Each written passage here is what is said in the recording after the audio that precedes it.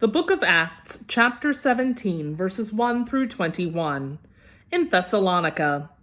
When Paul and his companions had passed through Amphipolis and Apollonia, they came to Thessalonica, where there was a Jewish synagogue.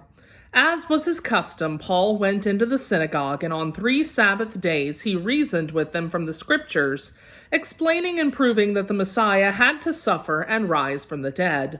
"This Jesus I am proclaiming to you is the Messiah," he said. Some of the Jews were persuaded and joined Paul and Silas, as did a large number of God-fearing Greeks and quite a few prominent women.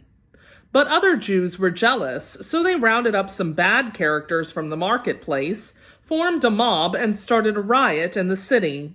They rushed to Jason's house in search of Paul and Silas in order to bring them out to the crowd.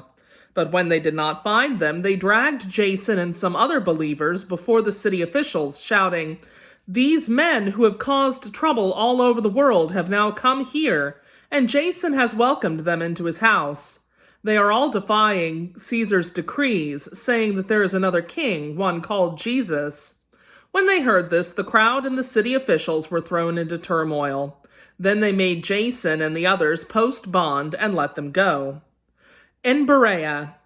As soon as it was night, the believers sent Paul and Silas away to Berea. On arriving there, they went to the Jewish synagogue. Now the Berean Jews were of more noble character than those in Thessalonica, for they received the message with great eagerness and examined the Scriptures every day to see if what Paul said was true. As a result, many of them believed, as did also a number of prominent Greek women and many Greek men. But when the Jews in Thessalonica learned that Paul was preaching the word of God at Berea, some of them went there too, agitating the crowds and stirring them up. The believers immediately sent Paul to the coast, but Silas and Timothy stayed at Berea.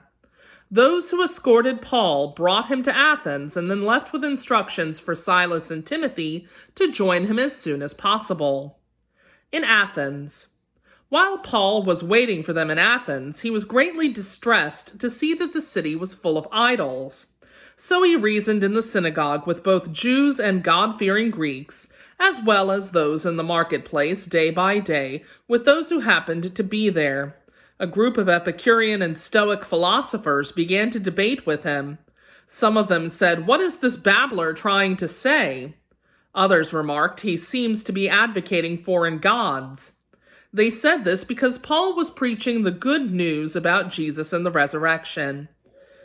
Then they took him and brought him to a meeting of Areopagus, where they said to him, "May we know what this new teaching is that you are presenting? You are bringing some strange ideas to our ears, and we would like to know what they mean."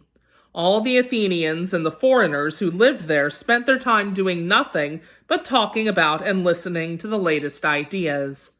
The word of the Lord.